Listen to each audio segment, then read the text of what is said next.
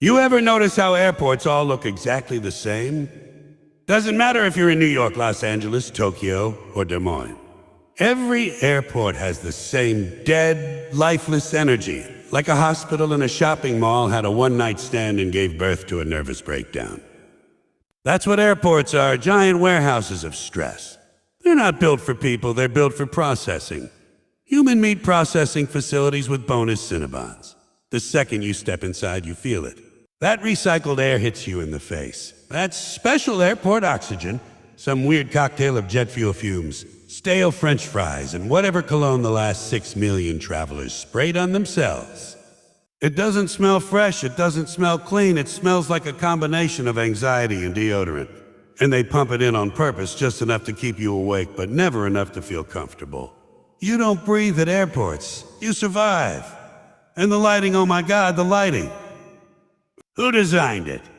It's like they sat down and said, okay, what bulbs make people look like they haven't slept since the Clinton administration? Fluorescent tubes that hum and flicker just enough to give you a migraine, but not enough to justify complaining. You walk through the terminal, and everyone looks like they've been in a hostage video for 3 weeks. Pale, greasy, tired faces illuminated by interrogation lights. Everyone looks guilty, even when they haven't done anything wrong. And the seats. Why are the seats always designed to make you suffer? Hush! Hard plastic, straight backs, armrests so sharp they could perform surgery. And they're always bolted down to the floor, like they're afraid someone's gonna steal them. Who's stealing an airport chair? Nobody wants those things. You sit in one for 5 minutes, and your ass starts sending you hate mail. And don't even think about lying down across them. Oh no, they've thought of that. They put those little metal dividers every 3 seats just to stop you from napping. That's right, comfort is a security threat. God forbid you recline while your flight's delayed 4 hours. But hey, maybe you think, I'll just kill time by eating something. Good luck. The food situation in airports is its own little scam. You've got 3 options. Soggy sandwiches wrapped in plastic that look like they were made during the Nixon years, some $25 salad with 3 leaves of lettuce, and a sad cherry tomato, or fast food that tastes like it was left under a heat lamp in hell. And the prices. The prices are the real joke. $7 for a bottle of water, $12 for a stale bagel, $20 for a beer that tastes like sadness. They know you can't leave. They've got you trapped in their little terrarium. So they charge you like you're at a Michelin restaurant, when you're really eating microwave mystery meat. And people still buy it. They stand in line for 20 minutes for a cold sandwich, like it's some rare delicacy. They hold it carefully, walk back to their gate, sit down on those torture device chairs, and eat it like they're in prison. Because that's what it feels like. You're in a minimum security prison with escalators. And have you noticed the shops? Duty-free, overpriced electronics, neck pillows, magazines no one reads anymore. Who are these stores for? Who's going through airport security and suddenly thinking, you know what I need before my flight? A $900 pair of noise-canceling headphones and a giant Toblerone. That's what they push at you. Neck pillows and candy bars the size of firewood. It's not about serving needs. It's about selling you comfort in the middle of your stress. They know you're desperate. They know you're tired. So they dangle solutions at outrageous prices. And people hand over their credit cards because what else are they gonna do? Go outside? The whole airport experience is designed to strip away individuality. It's why every terminal looks the same. Beige walls, endless moving walkways, giant screens with flight numbers that never make sense. And that constant drone of announcements. Always announcements. A flight 247 now boarding. Do not leave your baggage unattended. Security threat level. Orange. What the hell does orange mean? Is that dangerous? Is it mild salsa or is it nuclear annihilation? Nobody knows, but the announcements keep coming. And after an hour, you don't even hear them anymore. They blend into the background like the soundtrack of madness. And that's the thing airports make you feel insane. You lose all sense of time in there. No windows, no clocks at work, no sunlight. You don't know if it's morning or night, Tuesday or Friday. You just know you've been sitting at gate C13 for what feels like 3 lifetimes, nursing a $9 cup of burnt coffee, staring at a charging outlet that doesn't work. Airports are like casinos. They don't want you to know what time it is. Because if you did, you might realize how much of your life you've wasted waiting for a plane that's delayed because of a weather in a city you've never heard of. And let's talk about that coffee. Why is it always the worst coffee you've ever had in your life, yet somehow the most expensive? Some burned bitter sludge poured into a cardboard cup that disintegrates in your hand if you don't drink it fast enough. But it's all you've got. You sip it, you hate it, you keep drinking anyway, because caffeine is the only drug they let you have in the stress farm. That and overpriced wine in plastic cups that make you feel like you're at a sad picnic. It's not just the food, the air, the seats, the lights, the whole vibe. Everyone in an airport is tense. Nobody looks happy, nobody looks relaxed. Even the kids are stressed out, screaming and crying and kicking the back of seats. Every face in that terminal is either panicked, angry, or dead inside. People aren't chatting, people aren't laughing. They're just scrolling their phones, glaring at the departure board like it owes them money. And it's contagious. You might walk into the airport in a good mood, maybe even excited about your trip, but give it 20 minutes. 20 minutes in that environment, and you're scowling at strangers, sighing loudly and mumbling about delays like everyone else. The stress spreads. It seeps into your skin, into your brain, until you become one more stressed out zombie shuffling through the terminal with a dead stare and a rolling suitcase. Even the bathrooms are a nightmare. Crowded, smelly, lines out the door, faucets that don't work, hand dryers that sound like jet engines but barely move a molecule of air. You stand there waving your hands under the sensor like a magician trying to conjure up a breeze. And nothing happens. And all the while the floor is wet. Why is it always wet? Nobody knows what's on that floor, but you step in it anyway, praying it's water and not something darker. That's the airport experience. It's not glamorous, it's not exciting, it's not even functional.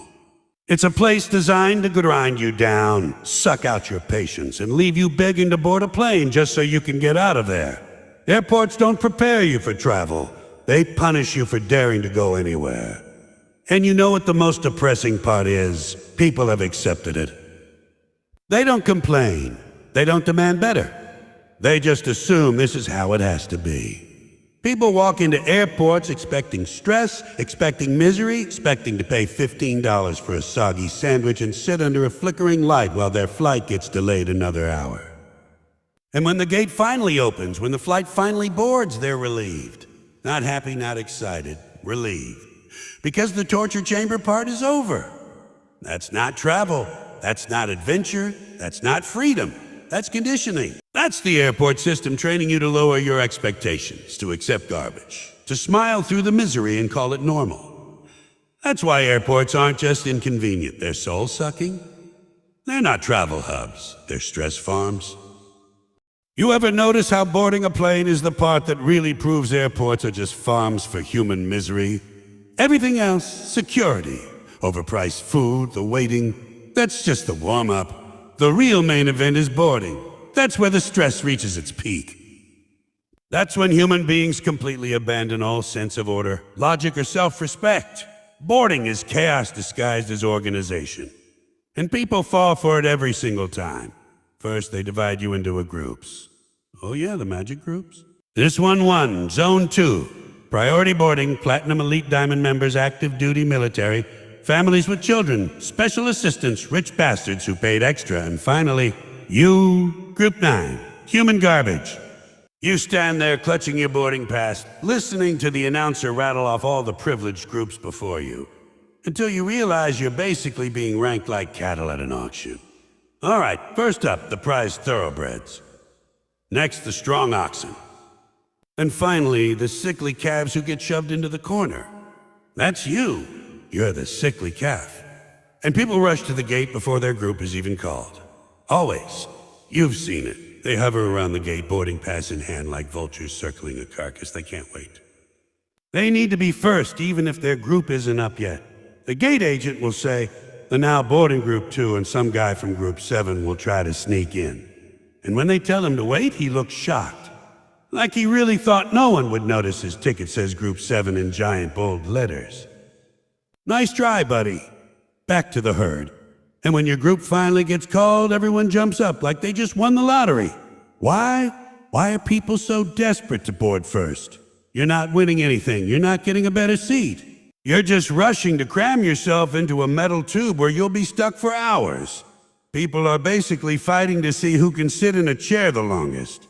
Congratulations, you get to sit in a seat 20 minutes earlier than the rest of us. What a prize! But it's not about logic, it's about fear. The overhead bin fear. That's the real motivator. Everyone's terrified there won't be space for their precious carry-on. So they sprint down the jet bridge like it's the running of the bulls, just to make sure their roller bag gets a spot, because God forbid you have to gate check it. That's the ultimate defeat. That's like being stripped of your last shred of dignity. Sorry, sir, you'll have to check that bag. No, not the bag. Anything but the bag, and of course, once you get on the plane, the chaos doesn't stop. No, this is just phase 2 of the cattle drive. People blocking the aisle, trying to shove their oversized suitcase into a bin the size of a shoebox, arguing with flight attendants about whether their emotional support cello counts as a carry-on. Everyone's standing there, sweating, bumping into each other, holding up the line, while the people behind them sigh and groan like it's some kind of ritual chant. Then there's the seat problem. People can't find their seats. They look at their ticket, they look at the numbers on the row, they look back at their ticket like it's some ancient puzzle they can't solve. Row 17, seat C. It's not astrophysics, it's not a crossword. It's a chair with a number on it. But people act like it's a scavenger hunt designed by Satan. And God help you if you're in the window seat, because you've got to stand there while two strangers wrestle with their bags in the aisle seat in the middle seat, taking forever to sit down. Why are you doing that awkward little dance like, "Hi, sorry, that's me. Can I just squeeze past you, thanks? Oh, your bag's still on the seat. Oh, you're still putting your coat away. Oh, sure, take your time. I'm only trapped here for the rest of the flight." Once everyone's seated, you think the nightmare is over. But no. Now the real fun begins, the armrest war. You've got 3 seats, 2 armrests, and 3 people all pretending they don't care while secretly battling for dominance. The guy in the aisle thinks he owns both sides because he gets the leg room. The guy at the window thinks he deserves one because he's trapped. And the poor schmuck in the middle, he's just praying for mercy, fighting for half an inch of plastic real estate while silently resenting humanity. And then comes the announcements. The flight attendants stand there smiling like they've been programmed and tell you the same things you've heard 1,000 times. In the unlikely event of a water landing. Water landing? If this giant tin can hit the ocean at 500 miles an hour, we're not landing, we're disintegrating. But sure, I'll just grab the flotation device and paddle my way to safety while sharks nibble on my ankles. Sounds good. Meanwhile, everyone's still fighting over the bins. That's my space spot. Don't know, I was saving that spot for my backpack. People act like those bins are private storage lockers. They're not. They're shared misery compartments.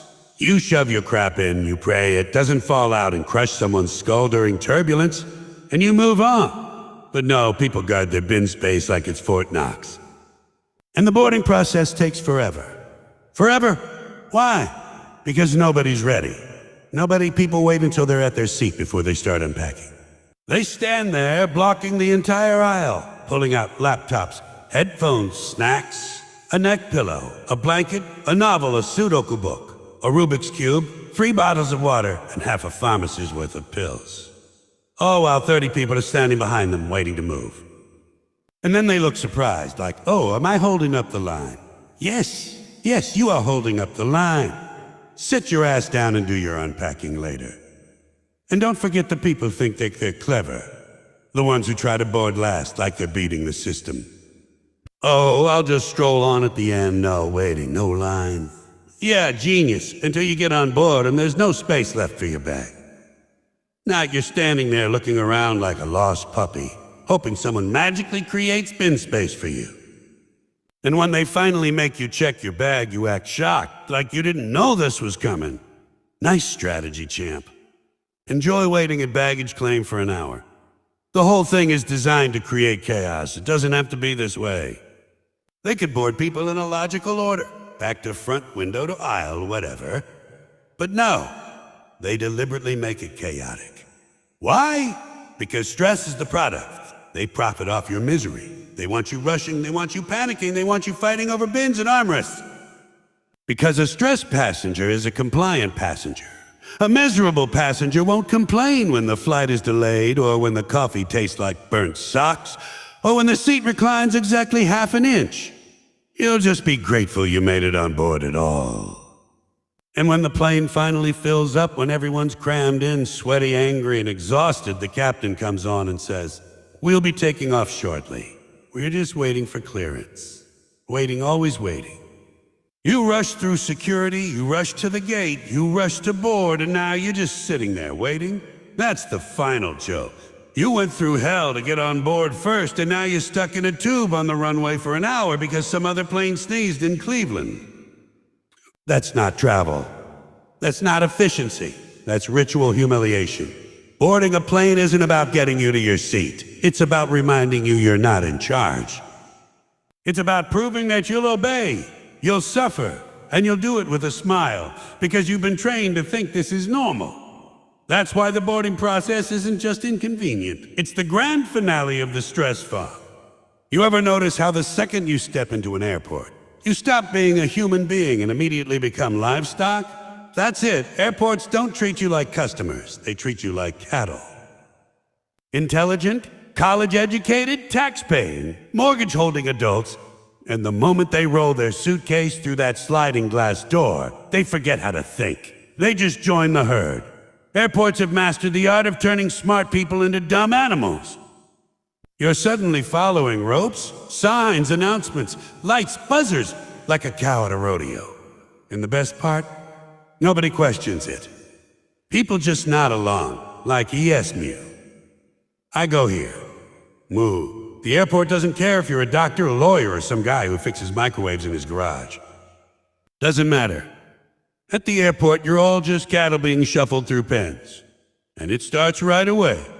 You check in at the counter, you don't. You wait in a line to check in at a machine that yells at you. And when you finally get your boarding pass printed, you're proud of yourself, like you just unlocked a new level in a video game.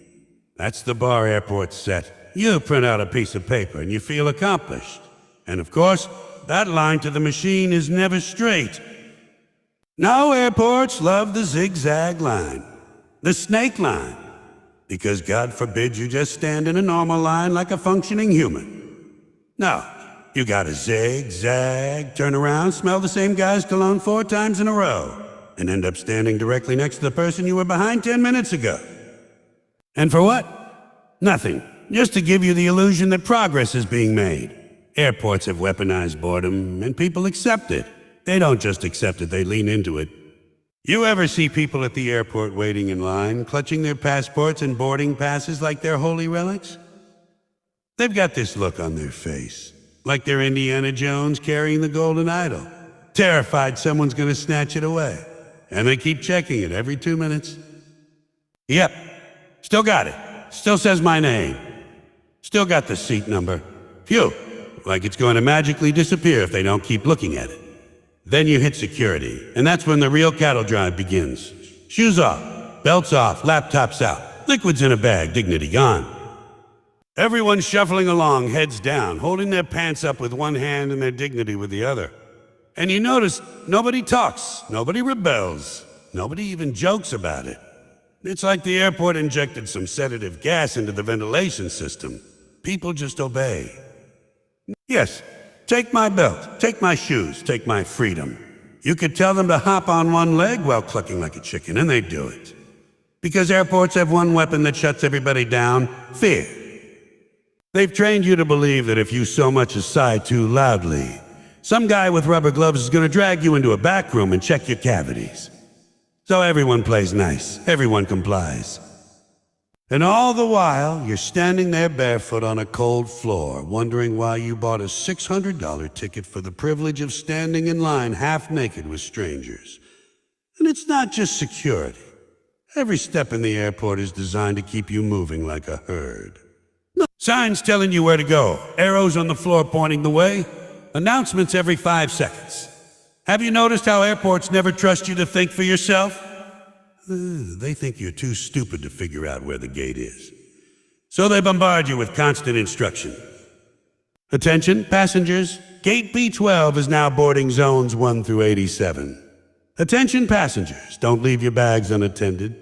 Attention, passengers. Please don't breathe too loudly or blink without authorization. It's constant conditioning.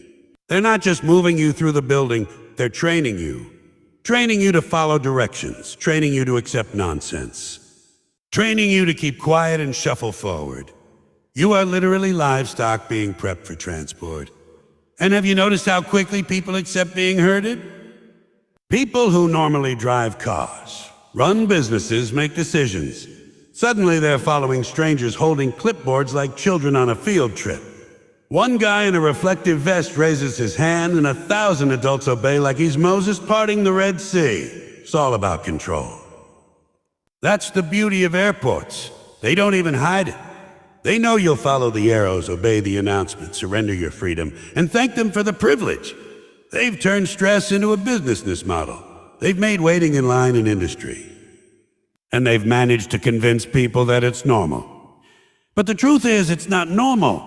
There's nothing normal about thousands of grown adults wandering around in socks, clutching plastic bags full of 3-ounce liquids while a loudspeaker tells them to stay calm. That's not normal. That's not travel, that's a farm, and you're the cattle. And the funniest part? After all the shuffling, all the stripping, all the waiting, you still end up late. You still end up delayed. You still end up sitting on the runway for 2 hours because some bird flew into an engine. So what was all that for? What was the point of being herded, humiliated, and processed like meat if you're still stuck? The airport doesn't care. They already won. They already got you in the pen. They already branded you with a boarding pass. You're theirs. That's why airports aren't travel hubs.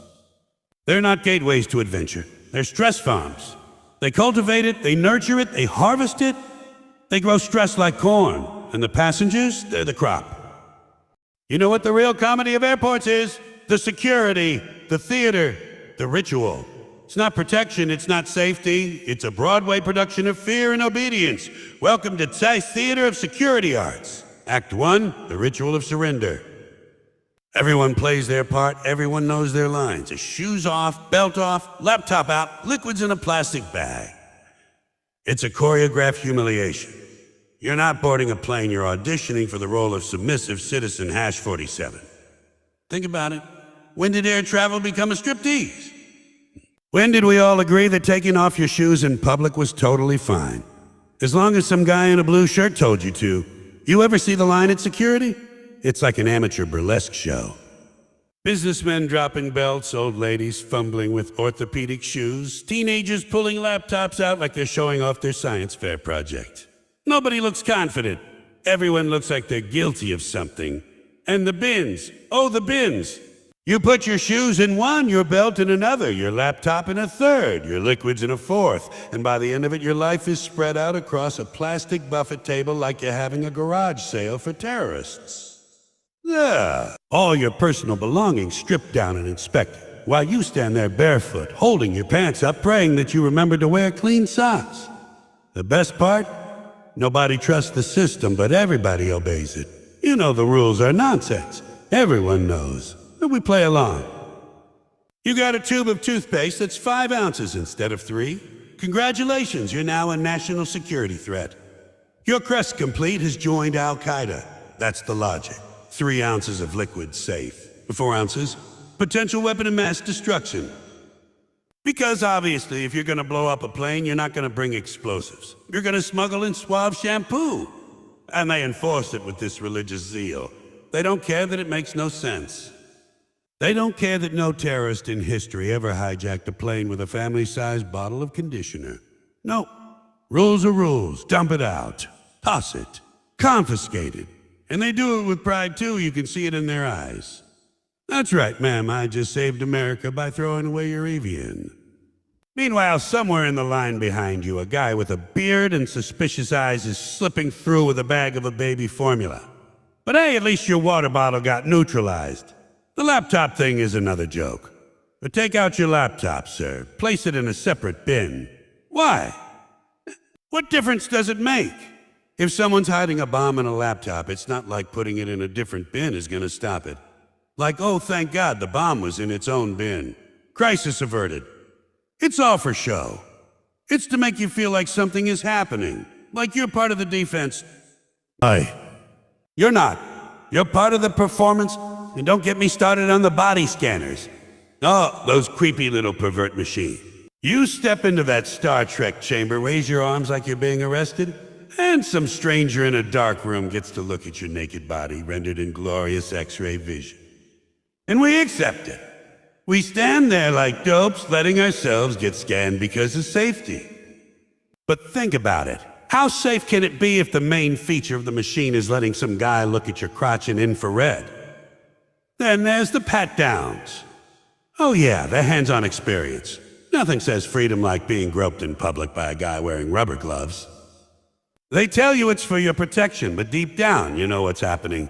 You're being trained. You're being trained to surrender your space, your privacy, your dignity. You're being trained to accept that authority can put its hands anywhere it wants, anytime it wants, as long as they say the magic word. Security. And let's not forget the random checks. Random, oh sure, random. Isn't it funny how a random always seems to mean that guy who looks like he could be trouble? The guy with the beard, the woman in the hijab, the nervous teenager, the tattooed guy in a leather jacket. Random. Yeah, real random. And everybody else just pretends not to notice because they don't want to be next.